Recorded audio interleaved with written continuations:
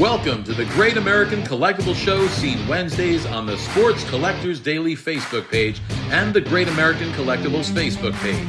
You can also listen to us on iHeartRadio, Pandora, and Spotify. The Great American Collectibles Show is brought to you by the National Sports Collectors Convention and Sports Collectors Daily. Tonight's headlines are brought to you by Sports Collectors Daily. For all your hobby news, features, and more, go to sportscollectorsdaily.com. And now your host, Tom Zappola, and Red Sox Hall of Famer Rico Petrocelli. Mr. P, how are you? All right. What's how going are on? you? Nothing. Everything good? No, but, I'm kind of excited. You excited about what? Because we're going to be together this winter. Oh, isn't that exciting? No, it's very, very exciting. The weather should be nicer. I'm freezing. Oh, you're going to be in November 1st, and I'm freezing. You're going to be in southern Florida for the winter. Oh. You've got a beautiful place. Oh. A few more lunches you owe me. All right. Okay. I mean, that's fair. You know, I'll take care of it. Don't worry about it. You know, plus you're doing a couple of appearances. Maybe. Yeah. We're working on it. I'm looking forward to it because we usually stay in the west side, and it's nice, Sarasota. But this, I'm really looking forward to it, especially being with you. And plus, you're right across every day. You're directly across the street from the North Palm Beach golf course. Oh, that's I mean, like you can walk across the street. Beautiful. And a bunch of my Italian friends, who are going to be your Italian friends, I've all said they're all golfers. Don't you have any friends besides Italians? No, yeah, I do. Welcome. The name of the show is The Great American Collectible Show. You can watch us on Facebook, YouTube, or your favorite podcast platform. Tom Zappola, my good friend, Red Sox Hall of Famer, Rico Petrocelli. We've got a great show today. We've got these two gentlemen. Not the best-looking guys in the world, but they're very nice men. Very nice men. We've got, We've got Joe Tomasulo is going to be with us for the whole hour from Memory Lane Auctions, and our other good friend Jeff Marren from Rockhurst Auction. Gentlemen, how are you? Morning, guys. Doing well. Good morning. Good. Everything looks good. All right, we're going to chat with Jeff first. Jeff, you're in between auctions right now.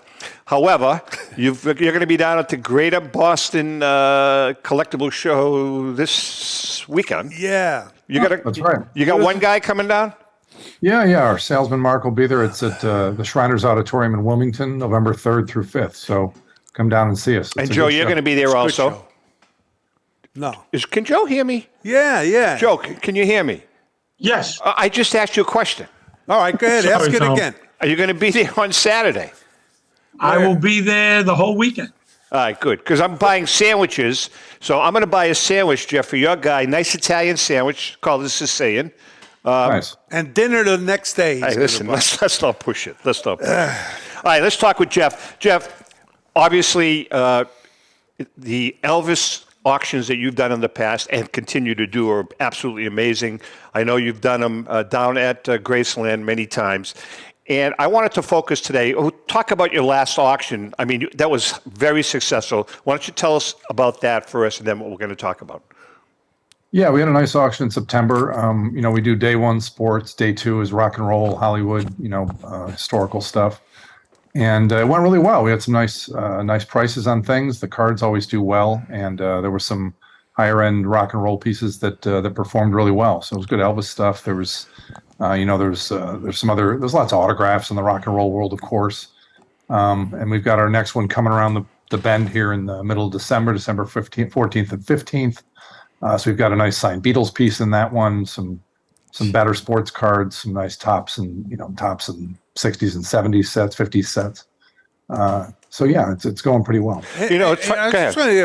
Any modern stuff? Is there any? You have any modern stuff? You're talking about for cards? No, I'm talking about for rock and roll or for rock Americana. and roll. The more recent. Oh, good. I don't mean 1 year, 2 years ago, but a little more recent. No, we can, with rock and roll, a lot of that market is driven. There's obviously memorabilia, but there's also a lot of autographs. So, I mean, we had a Taylor Swift autograph in the last auction. Nice. It brings you right, and even with baseball too, and basketball and the other sports, the autograph end of the business sort of brings you right into modern day, right up to today. So, there's other modern musical acts that we do autographs for, things like that, country music stars. So it's pretty, collectors want it all. How about the Cadillac? You get the pink Cadillac, maybe? Did you auction that? That's still down at Graceland. Yeah, I know. that's the second one. The first one burned up, but that's the one he gave his mother. Yeah. Hey, Jeff, a good friend of ours, I think you know Mike Hefner from Leland's. Mike is a big collector also. Mike, I've been to Mike's house, and his collection of electric guitars is absolutely mind-blowing. He probably has 30 of them. And I'm talking about, I call them gamers, game used, by Jimi Hendrix. He's got stuff like that that's off the charts. You get into that quite a bit too, don't you, with actual rock and roll memorabilia besides pictures and things, instruments? Do you get into instruments? Of course, yeah. No, we had a big drumstick collection earlier this year. That's a thing that a lot of collectors want to get their hands on, because it's stage used. I've sold stage used guitars by Elvis and other artists. They can be quite expensive. They get into the six figures pretty quick. Yeah. I'm trying to think of the last other instrument that we had that wasn't a guitar. It's usually the guitars. I've got a couple of guitars coming up in the December auction. Got some trombones and. Well, Rico and I, we're both musicians. Rico, but here's the difference. We're both drummers. I've been playing I don't play anymore, but for 60 years, and you played. And the difference between Rico and I was the name. So Rico would walk in and, you sat in with, throw someone out, not Ramsey Lewis. Errol Garner. Errol Garner, right? Yeah. He walks in and sits in and plays drums with Errol Garner. I walk into Frank's Pizza joint and sit in with Frank himself playing the piano. How did you play with Errol Garner? Were you able to stay with him? Yeah, at Lenny's on the Pike. Lenny's was the big jazz place. Buddy Rich used to come in all the time. We were good friends with him because I played the drums, and he used to say, "You want to sit in?" I says, "Wait, are you crazy?" Following you, it's like following Babe Ruth. Babe Ruth. I said, "No way." Hey, anyway, Jeff, let's talk drums for a second. I started off, the first set of drums that I ever got I was in fourth grade must have been, 1959. Probably 1961. They were given to me. It was a set of Gretsch drums from the 1930s. What would that set be worth today? It probably does have some collector value. Old instruments are highly sought after. They're as rabid as sports collectors going after guitars, especially, but drums too. We've sold a couple of drum sets over the years. We had a great drum set that was used by the guy who ended up joining the Who after Keith Moon passed away, Kenny. He had his drum set from when he was in earlier bands. I mean, they're highly sought after. And as vintage instruments, that's a whole marketplace that's a little bit outside of my purview. But that's a pretty strong market for that stuff, and it's super rare. That stuff didn't get kept, and it was actually supposed to be used. So it didn't survive necessarily. So that'd be something that was probably had quite a bit of value. Not because you played it, granted. Right. And Joe, by the way, jump in with any questions. Feel free to jump in. How about cymbals? Yeah, cymbals. Zildjian used to come in and see Buddy Rich all the time. Yeah, I actually have a Neil Peart cymbal in the December auction. Very cool. Nice. Very cool. We were at Lenny's. My brother Al is here visiting. Hi, Al, from Sicily. And Al and I were you were with me that night at Lenny's on the Pike when Buddy Rich, were you there with me? Buddy Rich was playing. He comes on stage. They had just set up all new cymbals, right? Yeah. He gets on stage, starts playing, stops the music, and says, "Put the old cymbals back on."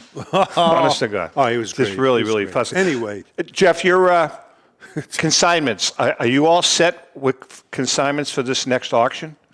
Oh, we never, it's nice with the internet now. We don't print a big catalog anymore, so we can take stuff up to the last minute. We'll be taking consignments this weekend in Boston, over at booth number 1, and I'm going to be in St. Louis this weekend. We'll be in Nashville and Memphis in the coming weeks because we have auctions in December, and then of course we have our live auction down in Memphis in January during the Elvis birthday celebration. That'll be about 100 better items from his life, artifacts, things he owned. And then, of course, we turn the corner to our next auction in April. So we never really Can you tell us before we let you go, what's the one killer piece for the Memphis auction? Can you mention it? We've got a couple things in-house already. We're still getting stuff. I've actually, one of the cooler things I brought one over is that in 1970, a collector went to find Sun Studio. It was an old barber shop at that point, and he ended up getting into the building and pulling off 4 of the original acoustics tiles from the Sun Studio where wow. Elvis, Howard Wolf, Sure, wow. Johnny Cash, Carl Perkins, where rock and roll was born. So we have a group of 4 of those in the Fabulous. live auction that are just Very incredible. Your website address. Nice. It's rockhurstauctions.com, and certainly come see us at the Boston show this weekend if you're interested in consigning. I wish you were coming. Man, I wish you were coming to I Boston. know I can't go to every single. I was in Vegas at a show last weekend, so we try and divide and conquer with the staff. That's how it's got to be, as I'm sure Joe knows. You can't go to every show. Well, he'll miss the sandwich, I know. He that. definitely missed a but his guy's going to get it. Make sure the sandwich is brought back for me, so hopefully it'll right. last until Monday. All right, Jeffrey. Nice chatting with you, and Great we'll chat. see you down the road. Take care. Always a pleasure. Thanks, guys. Take care. See ya. Jeff Marren from Rockhurst Auction. Yeah. That'd be kind of cool. Oh, to I'd go love to to them. see Elvis. Go to it. Yeah, right. Have you ever been to Graceland? No. Me either. Joe, have you ever been to Graceland? I have not. No. You're not an Elvis fan. I'm not a big Elvis fan, to be honest with you. Well, still, he's Exactly. an icon, and any stuff with him is going to be worth a lot. All right, Joseph, out of the gate, man. How about my Diamondbacks? Oh, now they're your Diamondbacks. Absolutely. See, I right? told you. What happened to your Red Sox? We'll talk about them later. See, he's got the B on because Right here. he's trying to save himself from being really hypocritical. No, we're really happy for Kenny Kendrick. Ellen and I had the pleasure of working with Ken for almost 2 years, and he was such a joy. So easy to work with. It just, sometimes when you're dealing with somebody up at that level, you don't know what to expect. Man, I'll tell you, you could pick up the phone, call him. He called us. He was so easy to work with. The night that they won the pennant, I emailed him.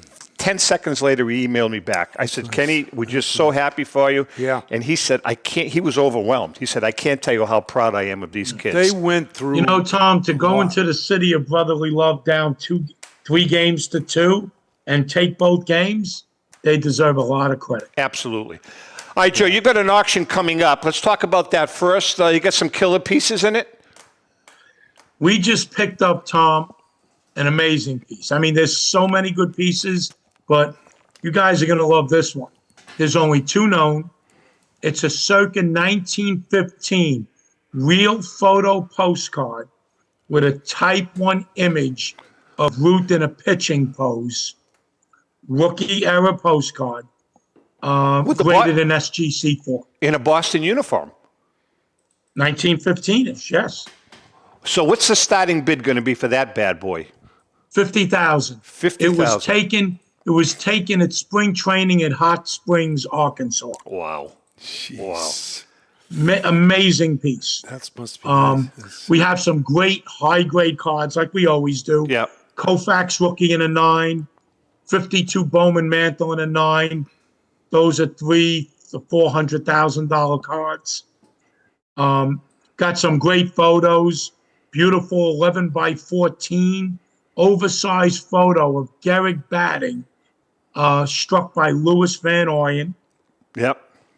A lot of great Babe Ruth cards beside the one I just mentioned.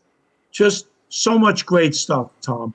And we just got a great collection of 8 signed Mickey Mantle cards. Guys, these are the 8 best eye appeal signed cards I've ever seen.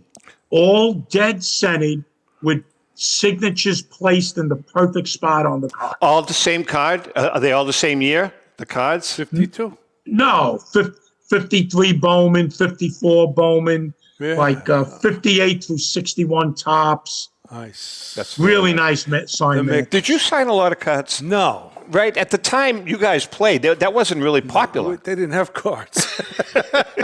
No. Well, Rico, No, I when never you signed. played, that was taboo signing a card. Yeah. It hurt the value. They would print them on some of them, Right. some years, and that didn't work. So But they would lose value at the time. yeah, they collectors. I don't know how many there were, but it seemed like they didn't want it signed. But you get signed. The kids come out there, and you want to sign some autographs for them, and they come up with all kinds of stuff. Not cards though. And guys, we just picked up another great piece. Needless to say, the hottest card in the hobby now is any Honus Wagner portrait card from his playing days due to the popularity and the value increase of the T206 Wagner, we just picked up an E90-2 1910 American Caramel Company Wagner, but it's a 2, but it presents as a 3+. You never find this card dead center. Perfect centering, beautiful bright blue background. I'm really excited about this. I'll give you $1,000 for it right now. So why? Rico, I offer Don't open your shirt. Your hat will fall out. Why Wagner? Why not Geringer? And why not some other, pretty big name? Can I answer that question, Joe? Yeah, go ahead.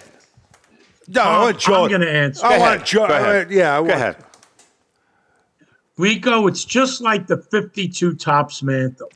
There's a mystique behind the T206 Wagner subject because of the card being pulled early, his disdain for promoting tobacco products to kids.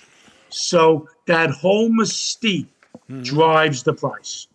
Okay. Now, I can understand now, but I mean, when it first started. Oh, excuse me. No, go ahead. No, finish. No, when it first started, why somebody picked Wagner? This is going to be, somebody came up with it to one of the auction houses, and this is Wagner. Wow, this is worth. What was it at first? 500,000. Yeah, then it went up to 12 million, 13, 20 million, whatever. All right, listen. We are going to not take a break. It's going to be time right now for the segment that is the highlight of my show with Rico. On Deck with Rico. Pinocchio. Your favorite Red Sox is mine. On Deck with Rico Paracelli. On Deck with Rico Paracelli. Yeah. Time for our segment On Deck with Rico, brought to us by our good friend Brian Dwyer and the great staff at REA Auctions. Yeah. Don't forget to get your bid in by going to robertedwardauctions.com. That's Robert Edward Auctions for extraordinary results and extraordinary service. These questions today were submitted by my big brother, Al Zappala, who is here for 2 weeks, Joe. Yeah. My brother's visiting from Sicily. And he submitted these questions. And by the way, Al is the co-host or the host of the wildly popular YouTube show, You, Me, and Sicily. You should check it out. It's a great show. Traveling all over Sicily, food, nice. Just beautiful. He's done great. He's got a hell of a following. I wish we had the following he has, But anyways, and Joe, by the way, you're Italian. Joe's name should be Don Tomasulo. Don? Don. Don. Don Tomasulo. 75%. Oh, 75. That's good. All right, here are the questions from Al. Rico. Yeah. 2 questions. All right. 2. What was the single most important hit of your career? Oh, geez. Let's see. I was 13 years. I should come up with that. How do I know? Come on, one hit. One hit.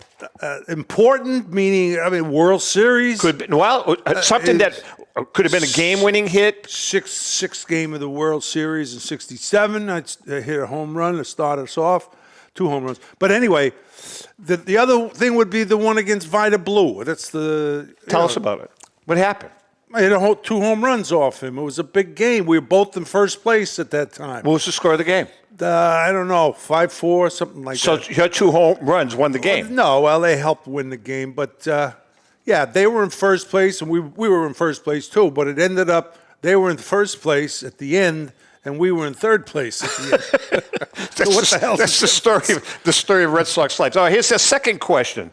And this I've never asked you this question. Yeah, this is good. Are you happy with the way Major League Baseball takes care of retired ball players with their pensions, etc.? Their pensions. Well, first of all, you can. Joe, chime in again. Yeah, you if you want to take the insurance that they have, during as a player, you can do that for like 50, 60,000. So that 25, 30,000. Is it really? Baloney. Yeah, it is great. But I when I retired, it was I think 14,000. But anyway, the pension. We get pensions depending on how many years we had and how much we made. That was in my day. Now, do you get a pension from MLB and the Red Sox? Yeah, Red Sox because I worked in their organization. It's not a lot, but the MLB one, we just got cut this year. You got cut? Yeah, it's cut. Last year we got a little raise. The year before we got cut.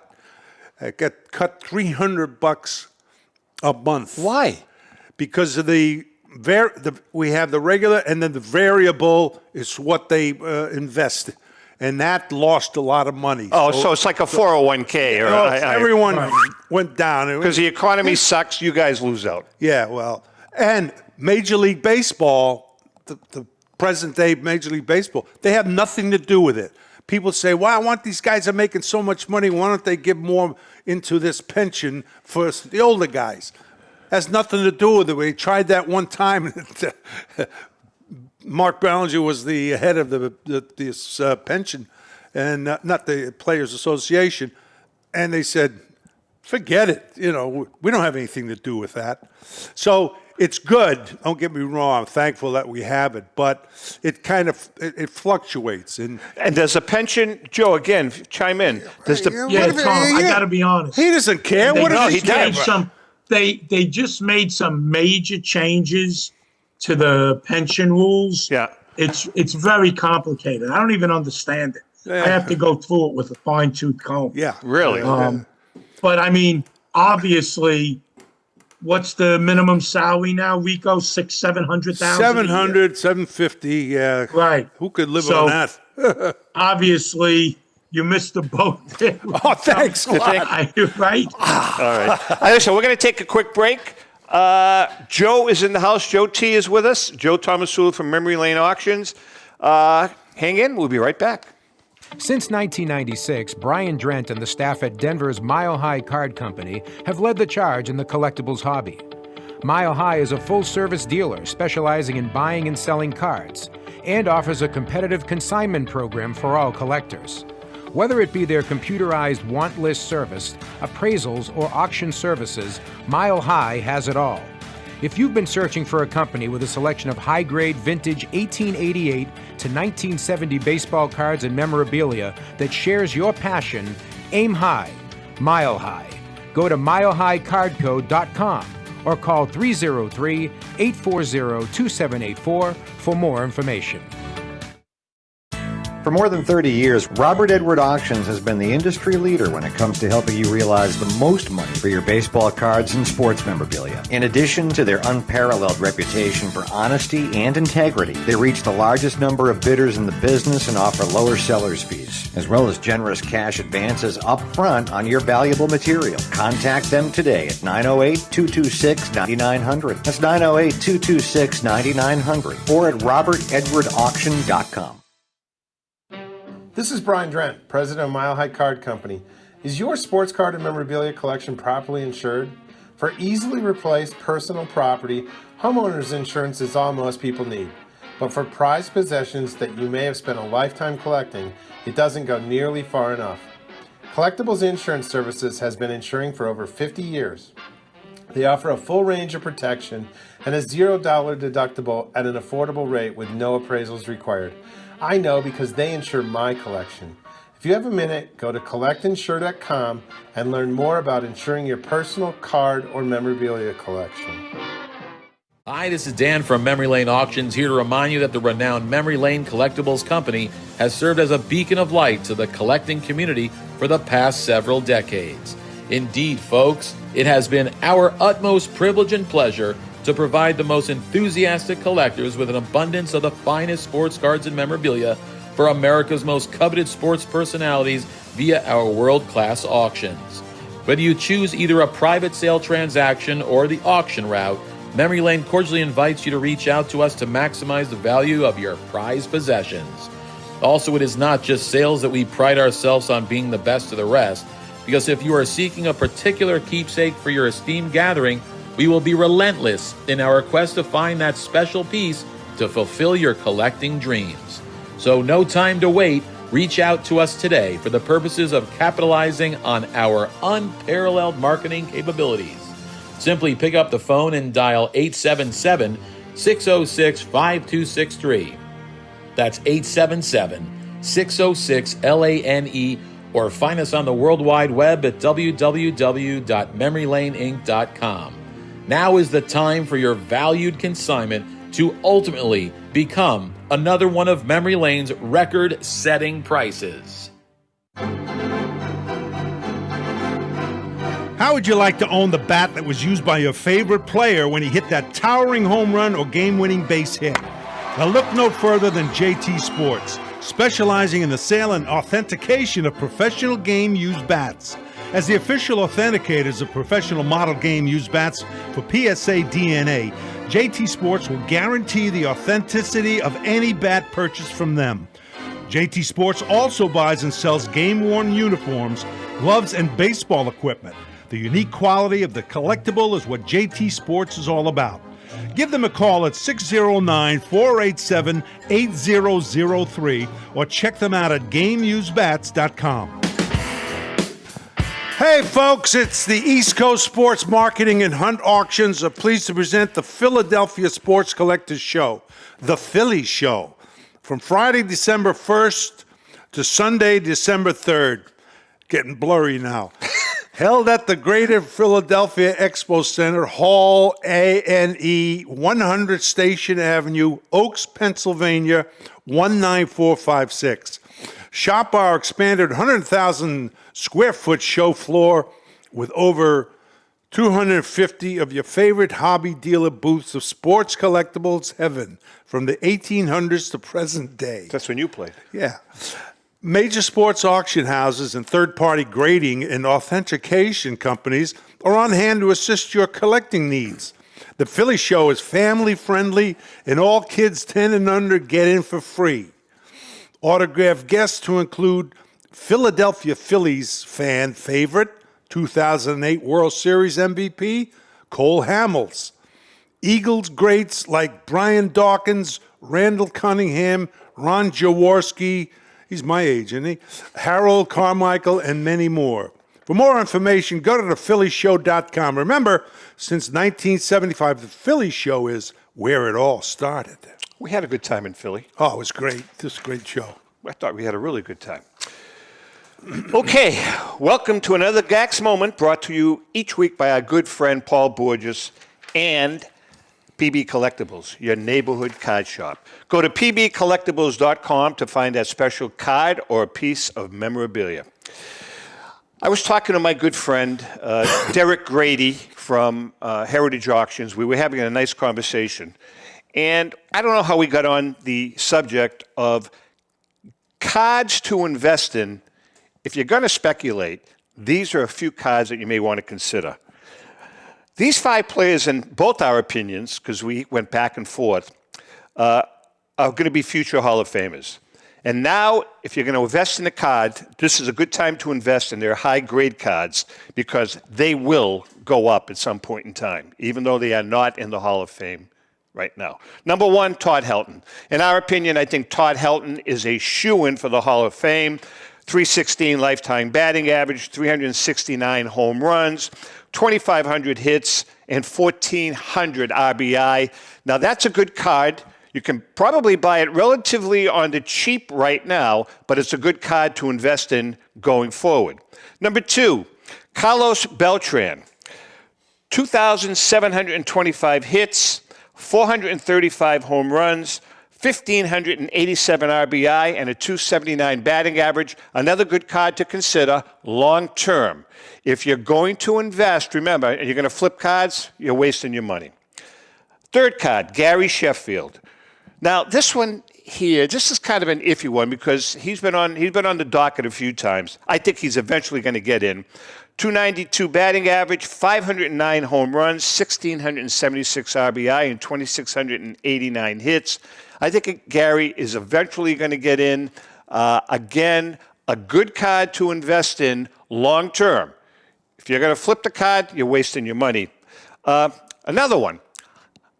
Adrian Beltre, I think this is a shoo-in. 3,100 hits, over 3,100 hits, 477 home runs, 1,525 ribbies, and a 286 lifetime batting average. Again, another good card to consider investing in long term. Last but not least, I'm on the fence with this one. All right? And I know some of my friends out there are on the fence. Derek felt strongly about this one. Thurman Munson. Now, this particular Thurman Munson card is really not his rookie card, but there's an argument as to whether or not Thurman Munson deserves to be in. 1,500 hits, 292 lifetime batting average, 696 ribbies. He had a short career. How good he was an excellent, excellent quarterback. Is he Hall of Fame worthy? I'm not sure. In any event, these are some players to consider as a long-term investment. You can get them for affordable prices now, but when you get in, and if you get in now, eventually they're going to go up. Be patient, and again, don't flip cards. Add them to your portfolio, and that's another Gax moment. All right, let's get back to our friend, Joseph Tomasulo. All right, Joe, we're going to get into some real discussions. Because you and I, we're always banging heads. Rico, you got to get involved with this. Right now, Don Mattingly or Hack Wilson? Lifetime, they're equal. The Hack Wilson's in the Hall of Fame because of that season where he hit, 54, 56 homers, yeah. Record 192 RBIs, 350-something average. That's unbelievable. Just like Bill Mazeroski. I'd always go back to Mazeroski. If Bill Mazeroski doesn't hit that home run, he is not in the Hall of Fame. Not on the radar. I agree with you. No, he's not. I disagree. Felix Mian had a good glove at second base. Well, yeah, see, you've always raved about Mazeroski's glove. Of course. You think he's Hall of Fame worthy? Of course he is. Okay, what about Mattingly? Yeah, I put him in. You would? Well, if Wilson's in, Mattingly has to be in. They have, Rico, if you look at their numbers, Tom and I checked this out during the week. They have basically the same numbers, lifetime numbers. Yeah, well, the thing is, it's so hard because they're so far apart. Different eras. Yeah, different eras. But, boy, 190-some RBI, man alive, that's almost impossible. I know, that's crazy. I mean, it's like, what was he playing against? Little League? I mean, no, he played the... No, he was a great player. Yeah, Short career. Guy, yeah. But he was built like he was a rock. Yeah, it was... All right, I'm going to throw this out to both of you. This is a long-standing argument over the last several years. Jeter or Wagner, greatest shortstop of all time. Joseph. No contest. It's Wagner. 8 batting titles, 328 lifetime average. Like Jeter, well over 3,000. Joe, look at their numbers. Shortstop. The numbers, look at the numbers. They're very close. Look at Jeter's home runs compared to Wagner's. Well, sign of the times. Dead ball era. People didn't hit home runs. What do you say? Okay. Tough one, but I got to go with... Wagner? Yeah. Really? Yeah. I was no one's a bigger Wagner. I love Jeter. He's Tom, John McGraw, who was some consider McGraw the greatest manager in baseball history. Yeah.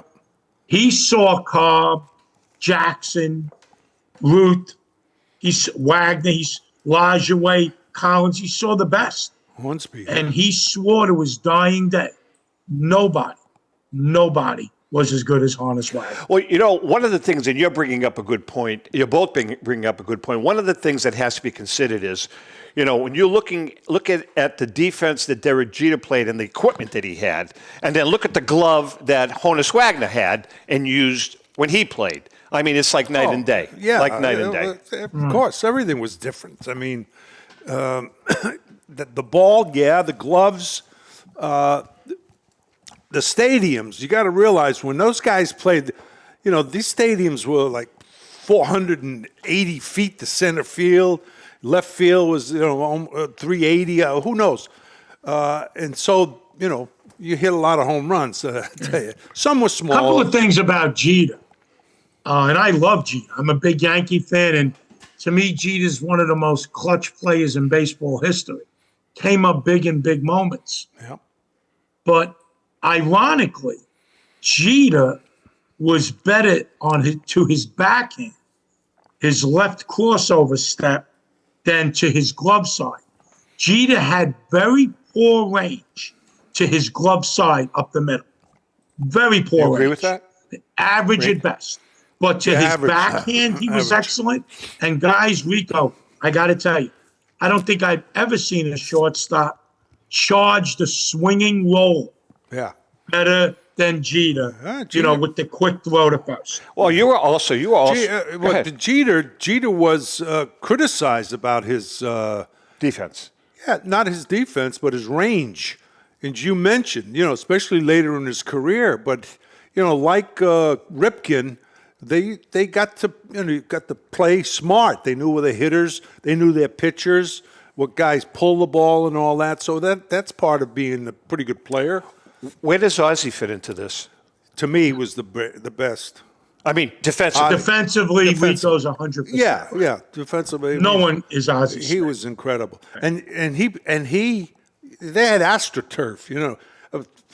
When you hit a ground ball on that AstroTurf, especially, Just flies. it's a boom jet. This guy was unbelievable. He come up with plays, and he had great range. Good arm. All right. What about one last question regarding shortstops? What about the guy that played in your organization, Noma? He was a good shortstop. Okay, he was a good hitter. Don't get me started. I know that. Rico's being nice Rico, here because what he had happened no to him? range. He phased out. He was such a great hitter, and then he just hit a wall. Well, it wasn't a wall. careful Something here. else. No, I'll get liable. Be careful. No, I'll tell you. Let me tell you a story. Quick story, right? In AAA, I was coach, and Maka was the manager.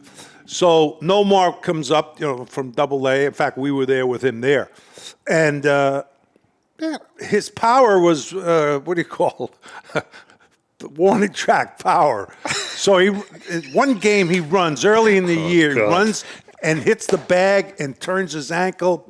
He's out. I mean, it was really serious, but not career-ending. So anyway, he's out. He goes to Arizona, and he's rehabbing there, and he's working out at this place, and he comes back after a month or so, comes back and is raving about this guy.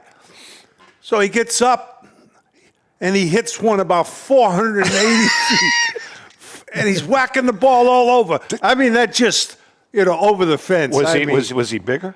He was bigger, stronger. I said, "This guy, who's the guy we used to say?" He must be lifting. He's doing the Nautilus like Freddie Lane. Exactly. Yeah. Right? I said, "Holy jeez, this kid! I can't believe this." And he wasn't, he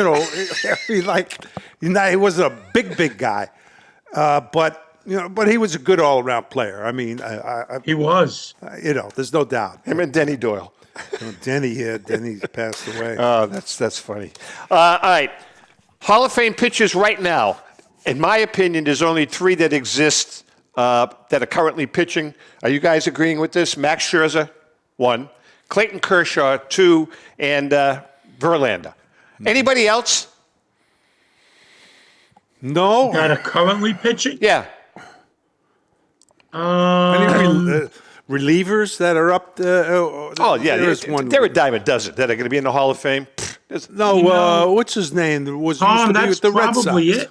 Right? How about the guy? He's with the Phillies. He's the closer. He gave up a tying home run in this playoff series.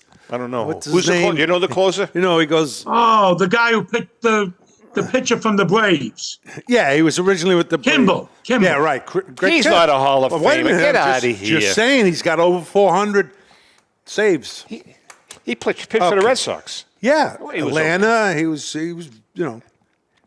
Hey, Joe, what's hot and what's not right now? What is the hot? Take the Wagner cards, put them aside. Take the Mantle cards. Signed cards, Tom. Signed cards, huh? Signed cards. Because people are starting to look at the pop reports. So on Mickey Mantle cards, his 50 signed cards, there's between 25 and 50, give or take, for his 50 signed cards. And there's 8,000 to 12,000 unsigned cards. So you have to start looking at signed baseball cards. They're great investments. I have They about really- 50 Greg Jeffries signed cards. Do you? Yeah, Greg? Oh, I remember him. Yeah. That Joe Marino sent me. Rico, Yeah. you could throw those in with the Italian sandwich on Friday. You know, let me tell you something. Joe Marino was a riot. Everybody knows Joe, good friend of ours, Staten Island Joe. And he talk about speculating. When Greg Jeffries, when he was first there, he bought every conceivable. He bought thousands and thousands of Greg Jeffries cards, and was going to sit on them. And of course, you know what happened to Greg Jeffries. He went by the. He went by the way of David Clyde. Basically, he's got thousands of them. So he sent me like 20 of them, all signed by Greg Jeffries. Oh, wow. Unbelievable. Joe, eye appeal versus the technical grade on cards. What rules right now? You know what, Tom? That is the big black hole in collecting cards. It's a great question. So I think I boiled it down to this. For cards graded maybe 7 or less, 6 or less, 6, 7, is kind of the fine line. People are swinging to eye appeal, the centering. Just does the image pop? Does it jump off the card? Once you get into 8s, 9s, 10s, those PSA registry collectors, they want the grade. All right, so hold on then. So what's to prevent me? I send a card out to get graded, whether it be SGC or PSA, comes back a 3.5. And I say, that's bull. This should be a 4.5. I mean, there's a big difference in the value. Why not crack the card open and resubmit it? Yeah. You can do that. It's done all the time. And the grading companies profit from it. And look, we're human beings. If I look at if I'm a grader and I look at a card one day and I say it's a 3.5, maybe tomorrow it's a 3, or the next day it's a 4. It's not going to be a 5 or a 6, but when you're talking about half grade swings, or maybe even on certain circumstances, full grade swings, it's possible. But keep in mind, Tom, the more you submit it, the more you're cutting into cost. Oh, that's a good point. That's a very good point. Grading is not cheap these days. I don't know if I think you know this, that this is the truth. All right. And don't. Okay. A Rico I will not mock you. Rico Petrocelli, PSA 10 rookie card. Last year sold for $10,000. I don't know who the hell bought it, but somebody paid $10,000 for It must have been drunk. Tom admitted it was you. No, it wasn't me. Although I have one piece of Rico memorabilia that I bought in a moment of, I don't even know, love for this man. I bought from Gray Flannel Auctions, I bought a 1970 game used wool number 6 jersey, signed, by the way. You signed that. You remember signing it? Yeah, of course. Who'd you sign it for? What did you pay, Tom? I paid $1,500 for it. Yeah, it's wonderful. Sounds like a deal. Yeah, no, I bought it, and you know what we're going to do with that? I'm going to bring it to Florida. Seriously, I'm going to bring it to Florida this year. And Rico, I am working on, along with Joe and Charlie Perino, we're working on a possible fundraiser for the Jimmy Fund, and that'll be donated. All right, listen, we're going to take a quick break. When we come back, Joe is going to hang out with us the rest of the show. And I got a tough question for him when we come back. Hang in there. We'll be and right I back. got one for you. Oh, no, I'm not coming back. Auction is a family-owned and operated online auction specializing in autographed memorabilia, sports cards, coins, art, and collectibles. Since their founding in 2010, they've grown to 2 facilities in Phoenix, Arizona, totaling over 60,000 square feet. Jared Cavalier and an incredible staff of over 150 team members serve a very large customer base and enjoy every minute of it. By working with leading authentication companies, Pristine ensures all items are 100% authentic.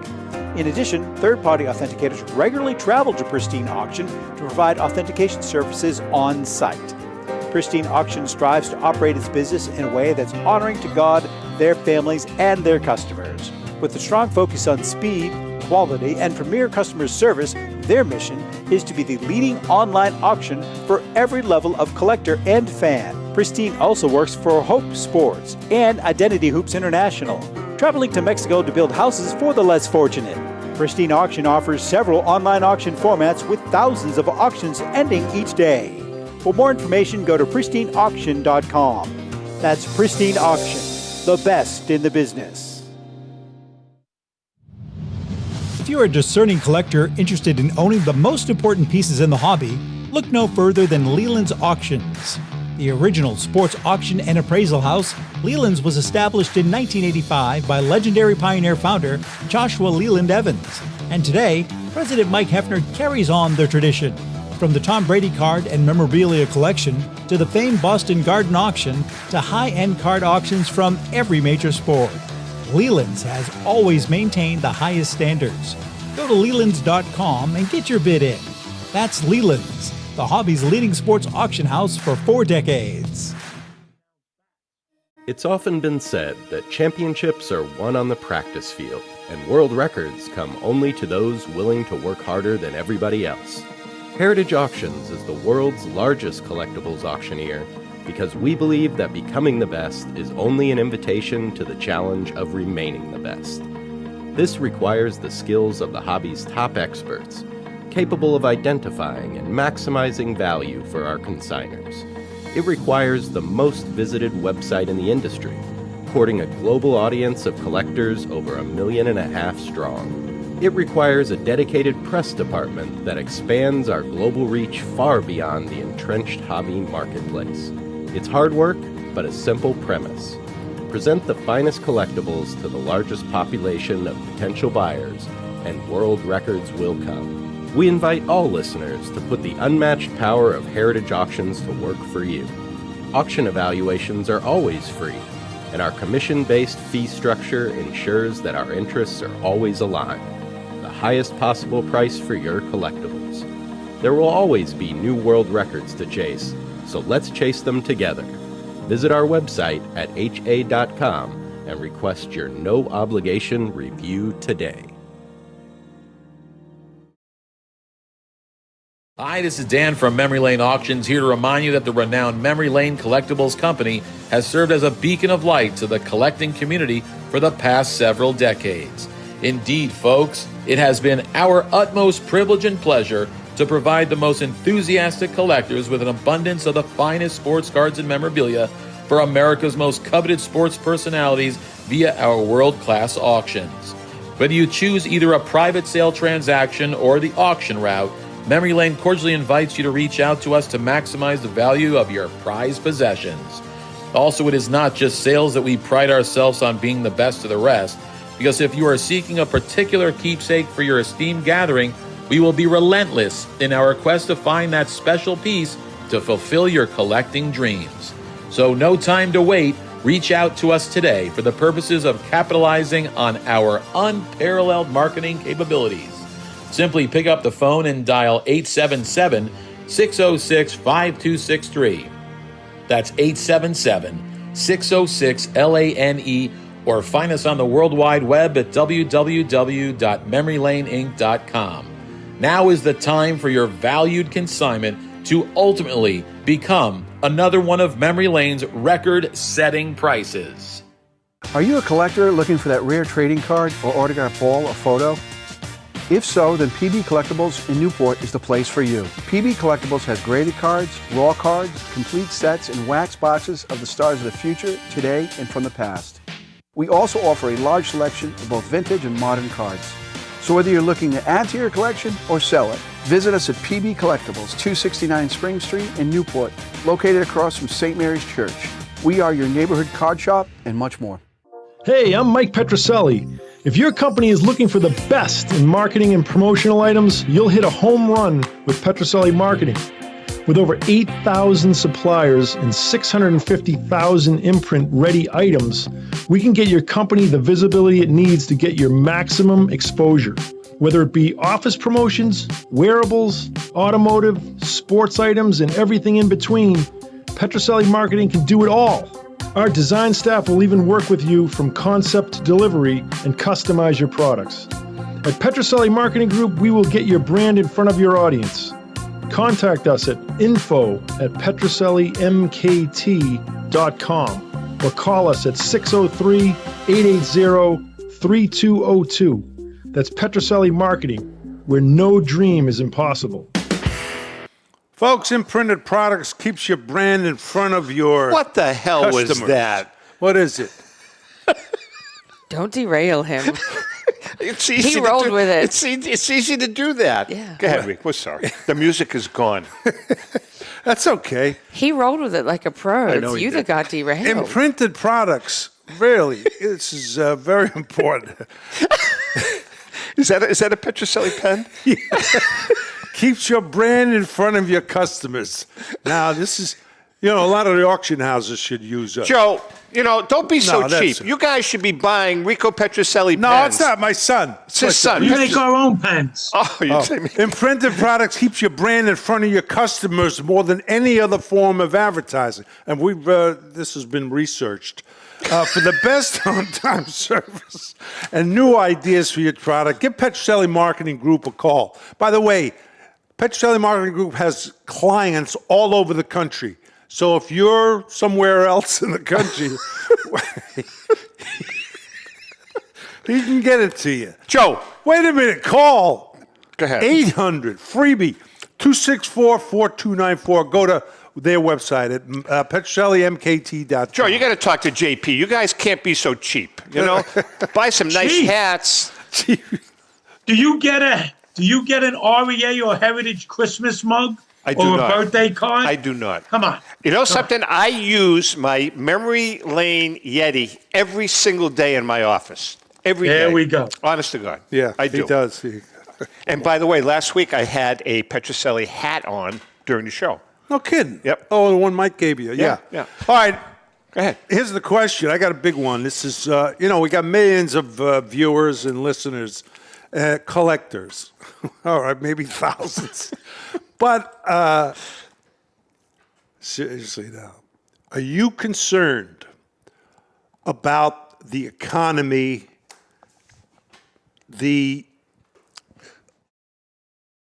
inflation?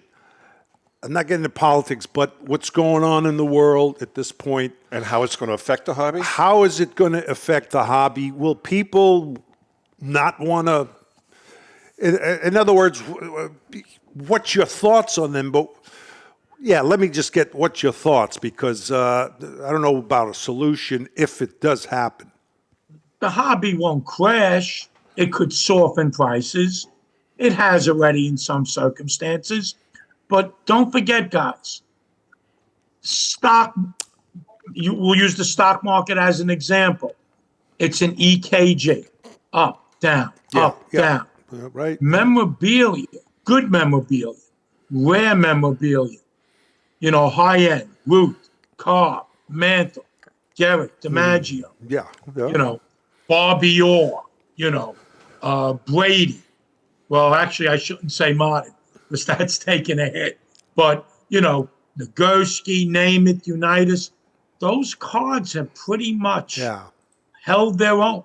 And while they may get a little soft, they're not going to go rock bottom, which is why I collect rarity. Because when you collect rarity, you'll always hold your own.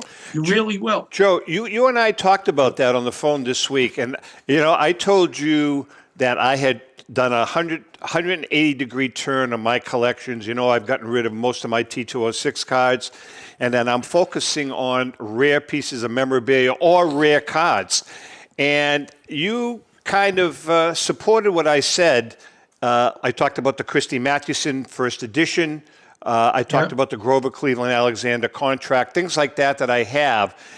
I agree with you. I think that, if you focus on specialty items, vintage items that are not one of a kind, but rare, I think it's a hell of a good investment.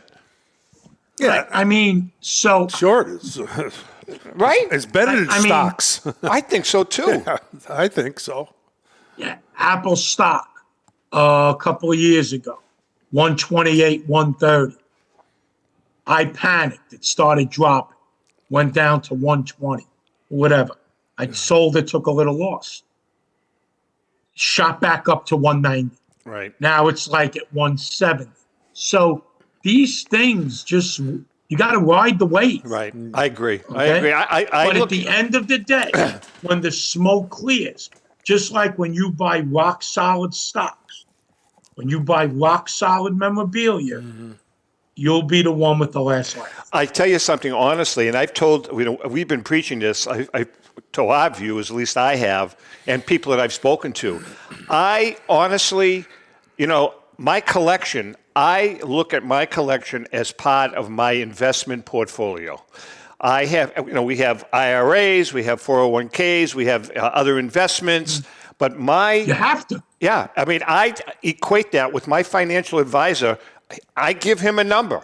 I'll say, here's what I have. Here's what the value is of that stuff right now, and it's all part of the portfolio. I think it's an important thing.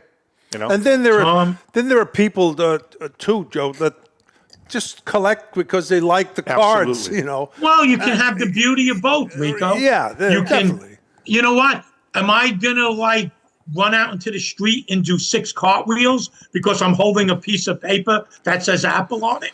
No. Right. But if I'm looking at a Babe Ruth rookie card, I'm going to dance. All right, listen, we got about 2 minutes left, Joe. You had a question for Rico. You did?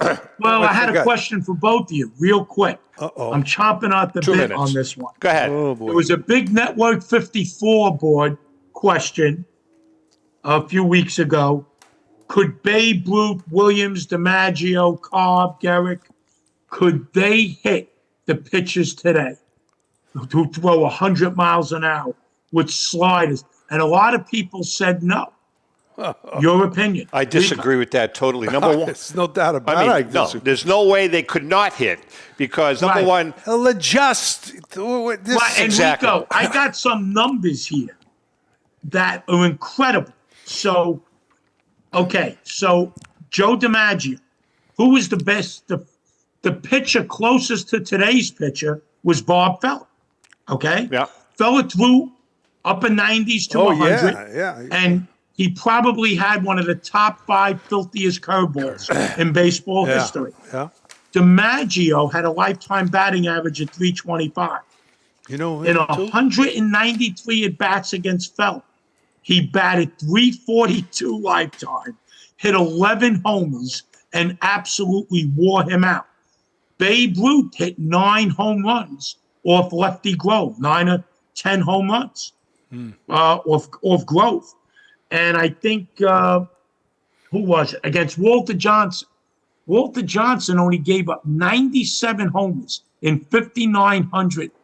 Yeah, these guys could hit against them. Lifetime. I'm telling you. Babe Ruth hit 10 right. of those 97 home runs. 1 minute. You adjust. I'm not saying, a guy throws 100. Yeah, he's going to maybe get you out in the, at first. But then you're going to start adjusting. You're going to start. If I was watching the hitters with the big lefty, the relief pitch, he throws 100 miles. A couple of other guys do. So I mean, you get ready. You cock, as they say, foot to hit. Yeah. So you're going to time that pitch. If it's faster, you're going to be ready. And then the more you face him, the more you, right. And I'm not saying you're going to just wear them out, but you're going to start hitting them. Believe me when I tell you. And Rico, tell me if I'm wrong real quick. Today they use 32, 33-ounce bats because physics has proven bat speed is more important than the weight of a bat. Right. So if you put a 32, 33-ounce bat in Root's hand versus a 38 to 40-ounce bat, he's going to swing that thing at the speed of light. Yeah. Good point. Joseph, we look forward to seeing you at the Boston show. I will have a sanguichi for you, I promise. And your other 2 cohorts will be there. Tom, one thing, if you bring me a drink, make sure there's shaved ice in it. No, I don't like you guys are on your own for drinks. I'm not going to schlep drinks. You guys can get your own drinks. Rico, I'll see you next week. All right, take care. Joe, as always, we love you. You bring a lot to the show. We get a lot of great compliments when you are on, and Derek and a couple of other guys. Mostly from your family. With that being said, to our viewers and listeners, that's great. Happy collecting. Adios.